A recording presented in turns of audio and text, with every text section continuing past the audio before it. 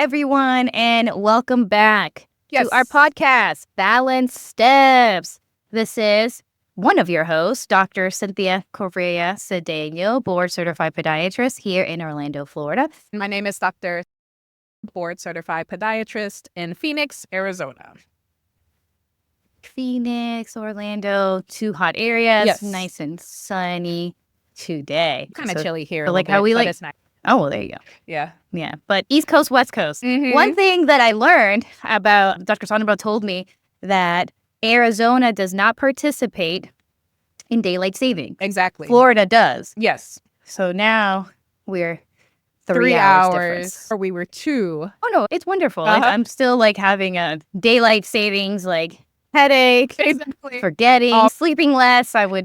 Maybe one day Florida will participate. Maybe. Who knows? All the states will catch on.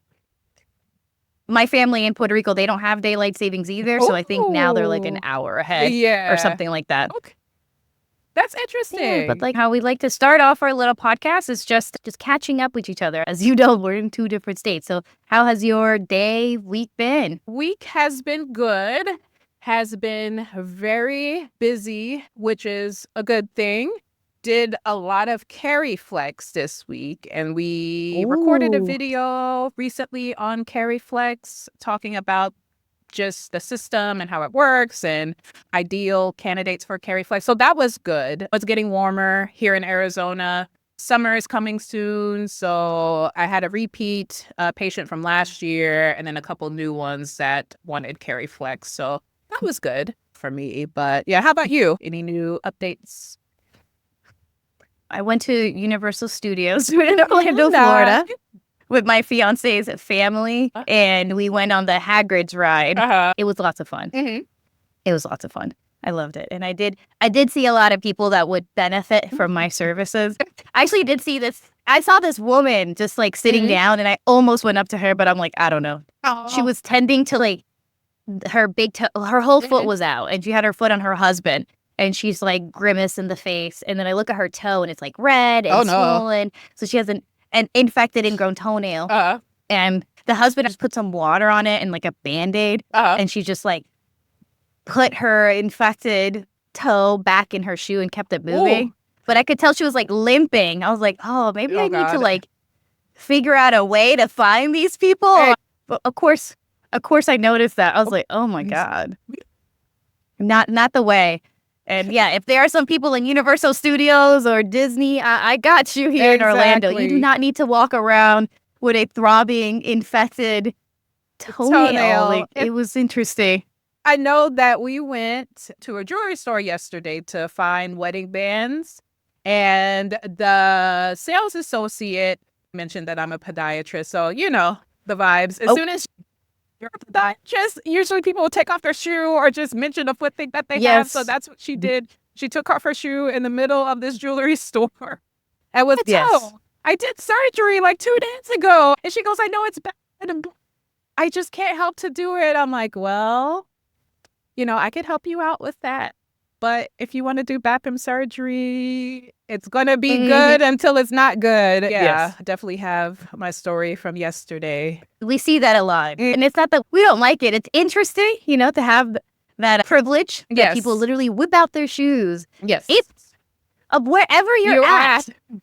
So, yeah. But what's interesting is like you'll see people in private and then they'll say, oh, I'm so embarrassed. Yeah. And I want to let everybody know out there, like, we're not scared. We have seen everything. Exactly. We are not judging. Yes. We just want to help you. Judgment-free zone. But it is interesting that people will whip out their feet in public, but then in private, your patients are more reserved and embarrassed. And then you look at their foot and it's like, I mean, It's fine. there's a little something there, but I'll help you out. Like, it's okay, you know? So. I'll help you out. Well, today's episode, as the title says, is the truth about cash-based podiatry. More freedom or more friction? And I think we both have a lot to say. My cash practice started here in Orlando in June of 2024. So not too long ago. And Dr. Sondema, when did you start your cash-based practice? I started my practice March 2023. Yeah. Congratulations. Thank you. Yes. That's good. Big accomplishment. Yes. And although both of us are cash-based, podiatry, we still work a part-time job for a steady paycheck, and that works for both of us. We both actually treat the geriatric community In in our part-time homes and position. facilities, Yeah, in things nursing like homes. that. Yeah. So yeah, we have an interesting mix. But today we want to discuss why we walked away from an insurance-based medicine and what we didn't expect. And we can Exactly. talk about the good, the bad, and the ugly, all of it. All of it I'll let Dr. today. Dr. Sondema start it off for us today. Alrighty. So yeah, for me, kind of like what Dr. Cynthia said, I started this practice 2 years ago.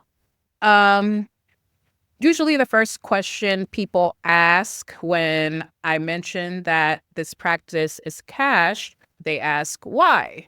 I think social media has helped in a way. Doctors can easily hop on, talk about their day, talk about what they're experiencing. One of those things, practicing medicine, especially in the United States, that I would say over 90% of doctors, you're usually accepting some form of insurance. This is something that a lot of times patients, again, they don't know is a level of headache. Doctors, a lot of times nowadays, if you're especially accepting the major commercial insurances, you're bound to what those insurance plans will pay for. So there is a lot less freedom in how you treat your patients because, again, certain insurance panels are only going to pay for certain things.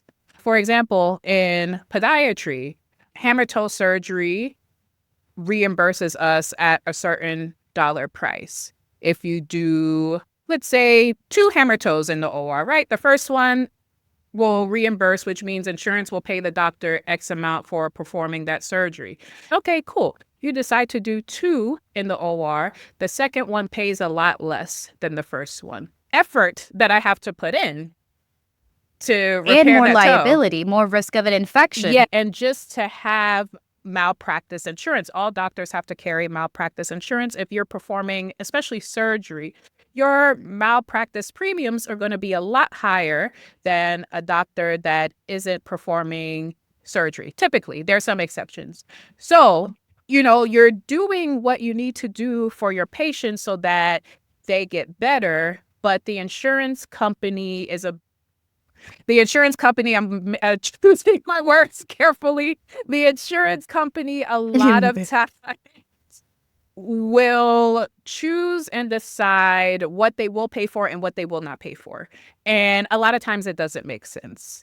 And that comes at the cost of, again, doctors using our best judgment a lot of times to pick treatment options that work for the patient. And then a lot of times that can come at the patient not getting what they need. I'm sure you remember when you were in residency, there was maybe X medication that patient needed. Their insurance company would not cover it. But maybe the other medications for the same issue didn't work, or maybe they're allergic, or maybe something happened to where the other medications available to treat X thing don't work. This is the one that the doctor wants to use. The patient agrees, the doctor agrees, and the insurance company says, no, we're not going to pay for it. And they're not in the room. Exactly. They're not in the room. So the doctor has to then call the insurance company, justify why we're prescribing X, Y, Z. And this isn't only with medications. It is with things like MRI, CT, certain surgeries, or back and follow-up forth. procedures. Exactly. Even just follow-up visits. Exactly. Even if we need to see you a little bit more, they're like, no, you only need 3. So they'll cut the patient off. None of us were thinking when we were little, deciding, we wanted to be doctors, that this would be the climate that we would have to practice in, that we couldn't do what's in the best interest of our patient, that we had to listen to an insurance company and they decide what they will and will not pay for. So practicing in that can be distressing, to say the least. It can lower morale, really bring you down in a lot of ways. And the patient too, because just like you said, you and the patient came to an agreement. The patient agreed, you agreed, the insurance didn't agree, and they weren't in the room. They were not in the room. So this is the party that's not agreeing, putting friction on the patient as well. Now, if the patient agrees that a third party is going to have the final word, then they agree to that.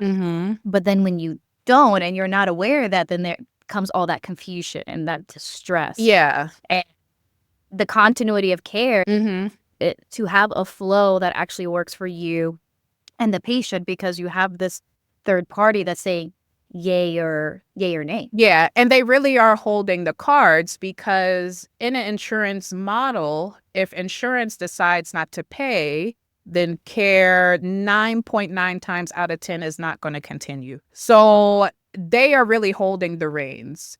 And it's the doctor executing whatever the insurance companies will. And again, none of us, when we decided we wanted to become doctors years ago, ever even thought or fathomed that this would be the climate that we would work in. I know, and I'm sure you felt the same way too, when we both decided years ago we were going to become doctors. We wanted to help people. We wanted to be there in their time of need. We wanted to genuinely impact their lives. And it can be disheartening trying to do that when you have these major conglomerates over your shoulder saying you can only do XYZ, and XYZ is all we're going to pay for. And anything outside of that, you're tough out of luck, like tough cookies, you know? Yeah, because we're the ones seeing them in pain. We're the ones seeing them suffering. And we're trying to help end this pain and suffering for our patients as best as we can. And we're both in agreement. And then when it's not covered, that's what the patient wants, their pain and suffering continues. Exactly. And then they feel stuck and they feel like there's no way out. But there is always a way. Exactly. And that's why we found our way here. And I don't say it like this is better or worse, but this feels the best for me because it's aligned with the integrity of why I wanted to be a doctor in the first place. It's to preserve this relationship between the doctor and the patient. That is what gave me my passion. That is why I decided to go 4 years of pre-med in undergrad, 4 years of podiatry school, 3 years of surgical residency, 2 more years to learn minimally invasive surgery, and the continuous educational credits that I get. The grind, the years that I gave up for this was for that relationship, the doctor-patient relationship, not doctor-patient and third party. That's me personally. That's my story. And I want to be aligned with my integrity because that's the best way that I can end the pain and suffering of my patient who chooses to see me. And I think one of the biggest thing that I've seen just few months, what I didn't expect is that I 10x my life. I 10x my life with my friends. I 10x my life with my family. I learned more about myself and I was able to heal myself and improve my personal development. And I see that with my patients and how I can help heal them. And that's what I want. So I know I'm on the right path. There is definitely some friction, but I see this as the best way for me and for my patient. Exactly. 1000%. I had a patient, I want to say I saw her last year, and this was a ingrown toenail removal. And she was really nervous. She signed up, or actually her husband signed her up, and then she came in. And I, walked her through the experience. Again, as you see, I'm in my office right now. It's a 12 by 12 room, 1 exam chair. It is a shared space. So there's different practitioners here in other offices. And then we share a waiting room, kitchen, all that type of stuff, right? So a lot of times, one of the benefits of practicing this way outside of insurance is that it's not an assembly line. Times out of 10, I can see my patient in the parking lot come in and I can greet them and say, hey, my name is Dr. Tarr. I'm your podiatrist. Nice to meet you. Usually I've spoken with them before, so they're familiar with me. I'm a little bit familiar with them. If I'm still getting set up, because usually people will come maybe like 10, 15 or 15, 20 minutes before their scheduled time, I'll say, hey, I'm setting up still a little bit. Give me like 5 more minutes and then I'll take you back. Oh, yeah, fine. So it's a different vibe than in a lot of the insurance practices because reimbursements to the doctors are so low. People wonder, why am I waiting 1, 2+ hours to see the doctor? Well, the doctor now isn't getting a ton of money per visit. So to make up for that and to make sure that they stay afloat so that they can pay for rent, they can pay for their staff, they have to double, triple book patients. So let's say you were told to come at 9:30.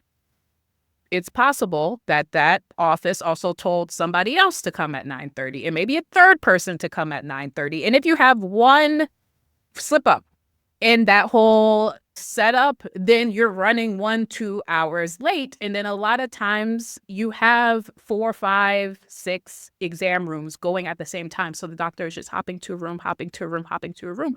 But again, they do that not because they don't care, but to stay afloat financially in this climate, that's what you have to do. There's really no way around it. If you're accepting insurance 9.9 times out of 10, that's really it.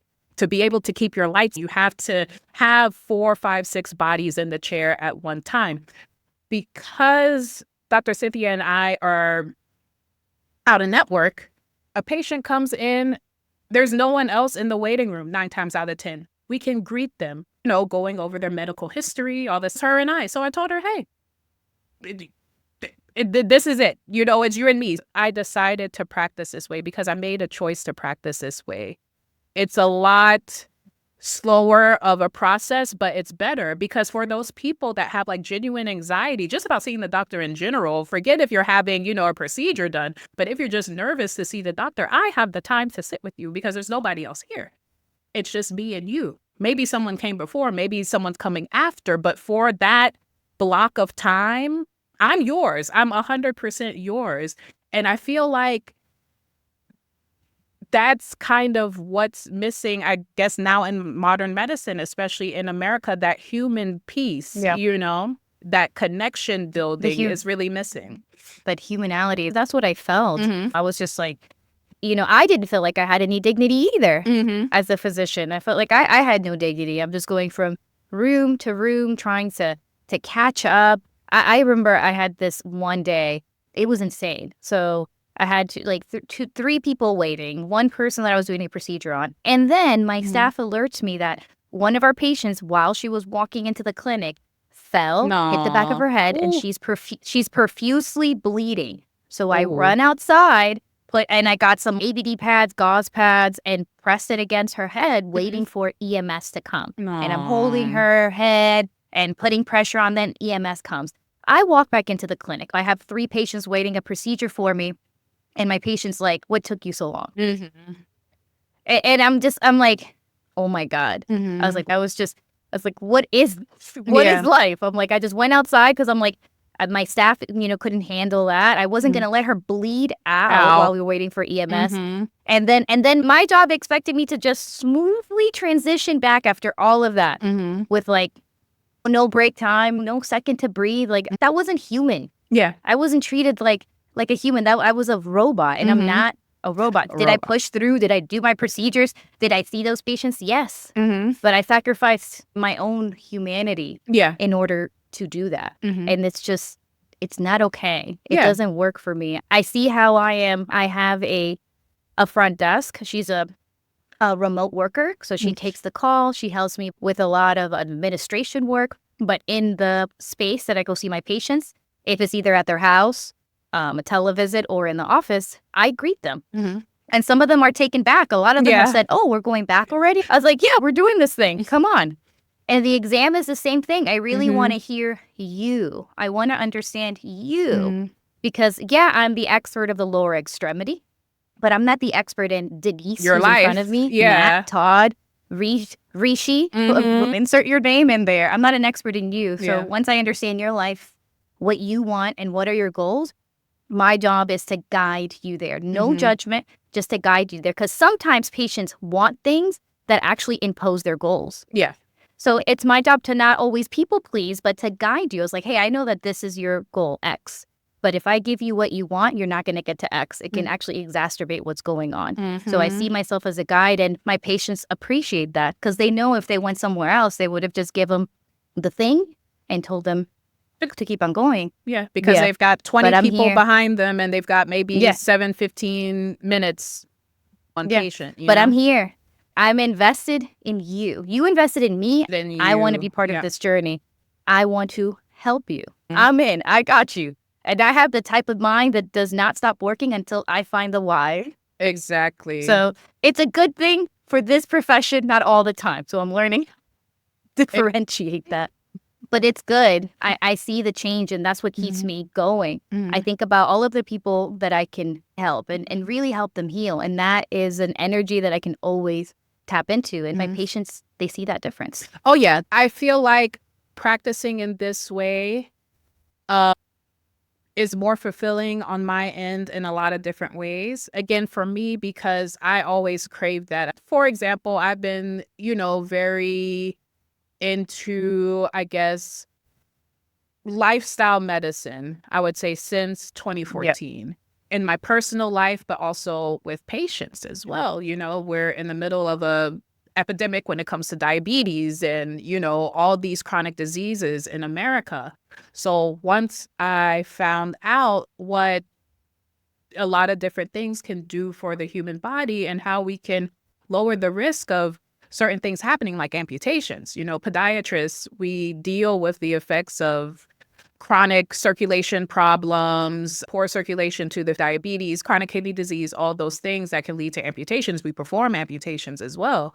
So once I made the connection, how healthy living can help significantly lower your risk of that, if not eliminate it, I wanted to tell patients this, like talk to them, counsel them about like, hey, you have type 2 diabetes. If we don't start to make some healthy changes, you could be on the OR table in the next 5 years, But in the current model, a lot of times, again, because you're only really realistically have a couple minutes to see that patient because you're only getting paid X amount and it's so little, it's really hard to find the time to, on top of their complaint and top of their reason why they come to see you, to talk about all those lifestyle things. But it's like really to get to the root cause of the problem, a lot of times you have to talk about the lifestyle things. Yeah. You have And to they don't- address it. Insurance doesn't pay you. That's the other thing. If Yeah. a person comes in for a fungal nail and they start talking to you about plantar fasciitis, you have to stick to one. That's another. You have to stick to the one. Yeah. Because if I talk to you about your plantar fasciitis and your fungus, I'm going to run behind. Yeah. For the end of visit needs to match the chief complaint. Or else insurance not going to It needs pay. to match that. True. Or it's not going to. Yeah. It's not going to pay. So patients would get very upset with me. But I'm like, but that's how it is. Like, what's the chief complaint? So we'll talk about that, and then we need to talk about that in another visit. So it was very pieced out, and it wasn't holistic like what we're doing now. That is more holistic. We're looking at the whole thing. I'm like, how is this all connected? We couldn't even do that because that's not how you would get reimbursed. Yeah. Neither, like, I'm not saying this is a negative or positive. That's just how it is. How it is. And for me, it was a negative, and I had to sternly tell the patient, we pick one or the other. Which one do we have to do? And that would hurt me every single time. I knew that I wasn't giving it my all the way that I wanted to give. And it didn't work. When I realized that 98% of my brain and 98% of my time was worried about how to get reimbursed by my health insurance company, I knew something was wrong. I was like, I'm only giving myself 2% to this person. It should be the other way around. I started to notice, I'm like, I'm not seeing them through the eyes of someone that has dignity. I have a human in front of me that matters and has values. I was seeing them, oh, this is Aetna. This is Medicare. Or ICD-10 code. And then or ICD-10 code. And when you start breaking it down like that, it's no longer two people talking to each other. Yeah. It's two. I am representative of X insurance. You're representative of X insurance. And now we're both talking to each other as representatives of X insurance. Exactly. And that's what it felt like to me. And I want to talk to you as Dr.Cynthia Correa Cedeno. And I want to talk to you as Sarah. Yes, exactly. And, that type of dynamic, it hurts both parties because doctors, again, most of us didn't go to school to practice in this way, to just see patients as an ICD-10 code, to just make sure that the chart aligns with what the insurance. Oh, thank you. We'll cut that out. Yeah. The patients think we don't care because we're moving in ways that come off as we don't care. But at the same time, because the insurance company is holding the reins and they really are making the rules, the doctors have to act, unfortunately, in certain ways to appease the insurance company. So it's like at the end of the day, both parties are losing, because patients, maybe you waited 3 months to get in to see your podiatrist, and then you're told, oh no, one complaint only, you have to make a reappointment. It's like, I waited 3 months for this. What do you mean? That's one of the beautiful things about direct care, because again, we're outside of that system. Yeah. So when patients come to me, yeah, maybe they came for plantar fasciitis, but it's like, oh doc, I have this thing going on with my skin. Oh, my nails are doing this. You know, they bring, once they come and sit down in the chair, then other health problems or maybe things that they were curious about or have questions about come to light. And I can answer them because I'm not held by the restraints of, oh, I need to be out of this room in 7, 8, 10 minutes because I've got 4 people waiting for me. The Yeah. patients that come to see me, sometimes they apologize. Like, oh, doc, I have this question. And I'm like, don't apologize, because it's just you and me here. Yeah. So I was like, we're here. yeah. And even with my patients, I love to connect with them. And even my front desk, my virtual assistant, she lives in Tampa. Mhm. And she's like, I've never heard of a doctor who actually wants to connect with their patient, send them messages through the patient portal. Yeah. I will do a little quick catch up. I'm like, hey, Mhm. how are you doing? Mhm. What's going on? Even before their next appointment, Mhm. I'm invested. As I want to know, I want to have that connection with you, because then we have so much better results, because Yeah. those walls come down Mhm. and now we can get to the root of the problem. So listening Mhm. is also part of holistic medicine. So I love this, how there's always boundaries Yes. for us to both be healthy. Okay. But I love that I can send a text. I'm like, hey, happy Friday. How's this, that, and the third? Mhm. Or I send them a little email, like on the summary of what we did. And I just learned that my patients were not reading my emails, and a tear came down from my eye. I was like, but I put my love into that email. Let me verify if I have the right email. Mhm. Yes, the right email. Like, please check. I gave you my love. That excites me, and it brings so much energy. Mhm. We're coming to the end Yep. of our episode, and I hope that everybody enjoyed it and learned something from it. Yeah. Our next episode is going to be Healing the Healer, the mental and emotional toll of medicine. If you like what you're hearing, please subscribe and follow us, Balance Steps podcast. And leave your comments down below wherever you're seeing this podcast about your experience. If you have especially been to a doctor that was maybe outside of, the major medical insurances, if you had to pay out of pocket, what was your experience like, especially if that doctor was a direct care doctor? Let us know your thoughts in the comments. Yeah, we'd love to hear from you. As you heard, I like to connect. All right. I hope everybody has a wonderful day. All right. Bye. Take care, everyone.